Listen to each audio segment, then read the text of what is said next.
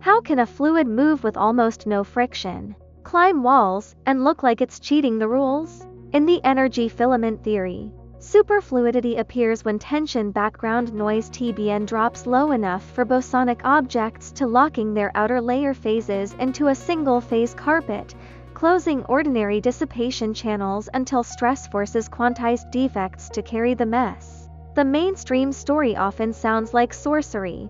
Cool it down, and suddenly everything is one wave function. That's a calculation answer, not a picture. The picture is, noise decides whether a crowd can sing. When TBN is high, every local region of the energy sea is jittery.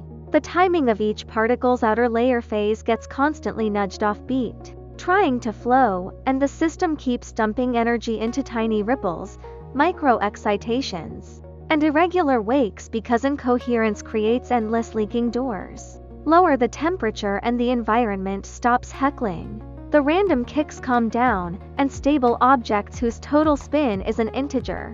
Objects that follow bosonic rules can start aligning their timing with neighbors. Think of hundreds of fireflies blinking randomly, then suddenly snapping into a shared rhythm once the background light and wind died down. Those local beat nodes don't just align in pairs.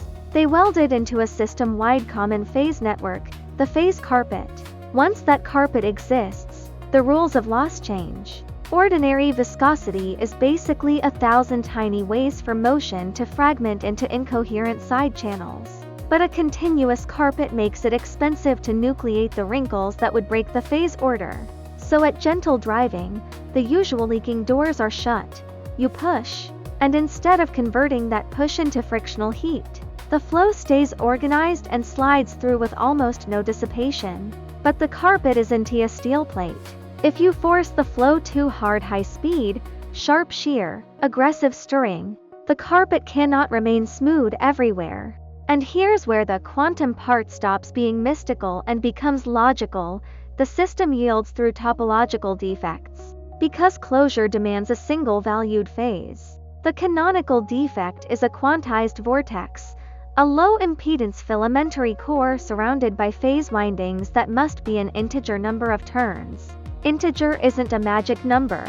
It's the only way to come back to yourself without tearing the phase rules. And the moment vortices are created, moved, or annihilated, you have a new dissipation pathway, like dragging a thumbtack across fabric. The fabric can stay mostly intact, but the moving puncture is where energy gets scraped off. This is why superflow often looks perfect below a critical drive, then suddenly starts heating and resisting. The system didn't forget it was superfluid.